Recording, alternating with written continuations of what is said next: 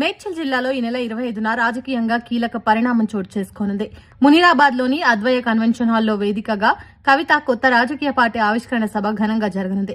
ఈ సభకు భారీగా ఏర్పాట్లు జరుగుతున్నాయి. ప్రత్యేక ఆకర్షణగా వరంగల్ కాకతీయ తోరణం నమూనాలో ప్రధాన ప్రవేశ ద్వారం సిద్దం చేస్తున్నారు.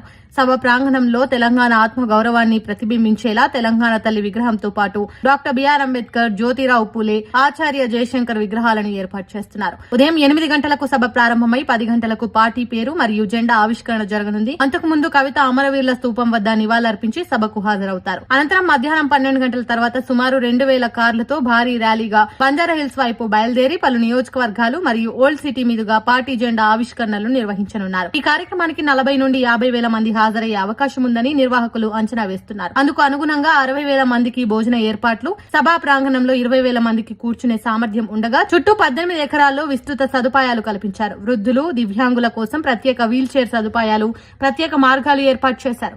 వాహనాల పార్కింగ్ కోసం 50 ఎకరాల స్థలం కేటాయించగా సభను స్పష్టంగా వీక్షించేందుకు 35 భారీ ఎల్ఈడీ స్క్రీన్లను ఏర్పాటు చేస్తున్నారు.